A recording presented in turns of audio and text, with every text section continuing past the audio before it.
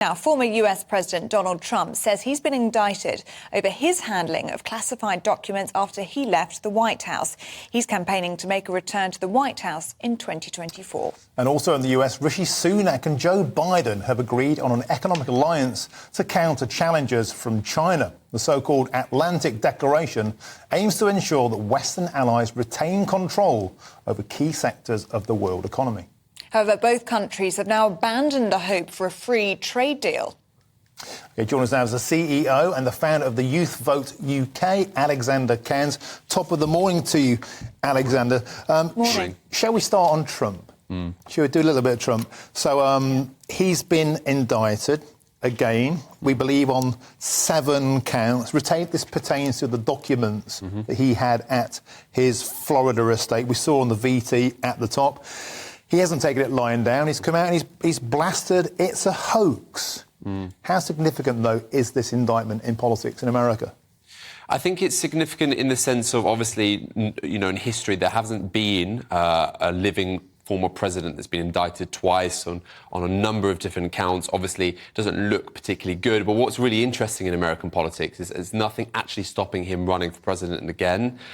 Even though this legal case could go on for a while, unlikely we'll see prison time, probably a fine. And actually, the popularity isn't really taking a hit. He's quite significantly ahead in the polls. Yeah. He's polling at about 55%. DeSantis is about 20%. So significant in the sense of it's never happened before, but politically not hurting him at all, no. OK. It's so interesting, isn't it, how it doesn't politically affect his popularity, because you'd think that's the first thing that would happen. But actually it plays into his narrative, doesn't it, of him against the establishment. And if anything, actually bodes well with his supporters. And that's the really interesting thing. I think a lot of people within the establishment, within the kind of FBI, for example, that are investigating him, need to remember that actually the more that they bring these cases to Trump, the more that actually it strengthens his hand. A lot of the voters think that the establishment are against him. And actually, I understand that clearly there was some wrongdoing, but interestingly, the longer that they pursue him, the longer actually it probably helps his case, as you say, yeah. It's interesting, he's coming out blasting, as you'd imagine. He's saying they're only coming after me because I'm leading in the polls. This is election interference at the highest level. You'd expect no less from him. But what is interesting is they could have called this case in Washington, D.C. and got a jury very favourable to prosecuting him. But instead they're going for it in Florida, where it's more likely to get a sympathetic hearing. And that's, as I understand it, because they want this done with quickly. Is this about actually getting a prosecution? Or is it about ensuring he's popular and therefore he's on the ticket? Because the Democrats would like to go against Trump, wouldn't they? Yeah, I agree. I actually think there's a lot of tactical movements here about, in terms of the state, where it's going to be heard. I think actually you'll find that, I agree, the Democrats do want to go against him because I think DeSantis and some of the other candidates have a little bit more of a cleaner slate. Obviously, Trump was the president for a period of time. The Democrats have got a lot of kind of establishment, but actually DeSantis has quite a good record in Florida. And you're seeing that even though he's behind in the polls against Democratic voters when asked who they would support, they actually say Trump, definitely not. But DeSantis, they're a little bit more open to that. So there is some tactics at play for sure, yeah. Alexander, let's touch upon Rishi in Washington, been there for 2 days this week, failed to secure that US-UK trade deal that's been mooted since 2019. But instead we've got this Atlantic Declaration, which Rishi Sunak has actually said is a better alternative for this insecure world that we're living in. Tell us what you make of that.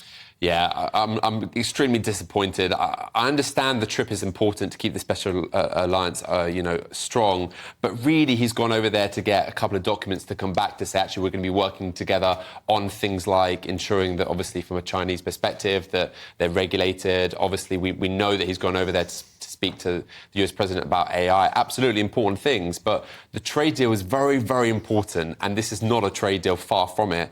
I appreciate that trade deals take a while. And obviously, the kind of Department for International Trade has been trying to get a trade deal with India, the US, multiple different countries, Mexico.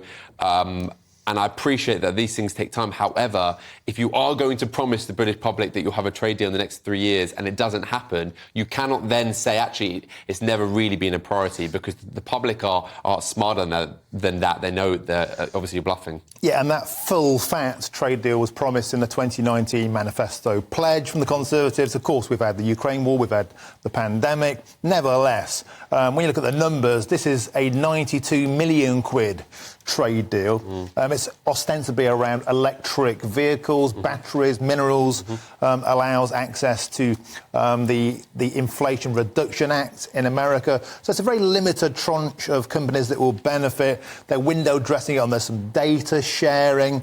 But this is not the special relationship rebuild that we were sold all those times ago. Is this a manifestation of the fact you think that Obama said it, but has Biden put Britain at the back of the queue? I agree. And actually, we always knew if Biden won, Biden's kind of perspective was similar to Obama's. In their mind, the UK was never top of the queue for kind of a trade deal. I think politically there's been some disagreements about what Rishi's priorities versus what Biden's focusing on. For example, we know that Biden's very heavily focused on the climate. It's not really one of Rishi's top priorities. I also think it's very interesting because probably the reason we haven't had as many trade deals as we should have had is because I think Rishi politically has had to kind of focus on his party. Obviously, Truss resigning, Johnson resigning. The Conservative Party have been very, very busy infighting and not necessarily focusing on the important things, which are trade deals, which take a lot of time. I don't buy that there's this whole argument about we've had COVID and the Ukraine war. The Department for International Trade have had nothing to do with COVID or the war. They could have been focusing on this. It's hard for them to focus on this when they've had different secretaries of state. So I think that the public need to understand that the infighting and the changes of ministers, and really that's not really their top priority, is the reason we don't have a trade deal thus far. And I mean, you could say, in a sense, the same with Joe Biden. I mean, his priority has not been a trade deal with the UK. I did want to touch upon the rhetoric of the past few days, Alexandra, and what you made of it, because Joe Biden stood there next to Rishi Sunak and spoke about that special relationship and spoke about no country being closer. I mean, how much is that just what Rishi Sunak wants to hear? It's almost as though he's expected to say it and therefore he has to. Do you think it still rings true? No, I don't, actually. And I think if it did ring true, I think we would have had a trade deal by now. If we are the number one partner for the United States, which we should be, we do, let's remember, a lot of the companies, a lot of the travel, a lot of the businesses work together very, very closely. And if that was true, we would have had at least a partial or a trade deal would be in sight. The fact that both of them are saying actually it's never been a priority. Since when has it never been a priority? It's always been a priority. And the public, post-Brexit, expected that the US trade deal would be the number one focus. What we had is Australia and New Zealand. Absolutely important. We get wine, meat. I appreciate that's an important trade deal. But the economic benefit is minimal compared to what it will be like if we get a US trade deal. So Rishi Sunak should not be playing this down. We need a trade deal and we should have had it by now. Yeah, I think that's an excellent analysis. It's been window dressed as a huge victory. A lot of people are saying that this Atlantic Declaration is a declaration of failure, of statecraft, of Britain's ability to wrangle a deal. Is this, do you think, Biden in a holding pattern, waiting for a future government to come along who he probably might get along with a bit better?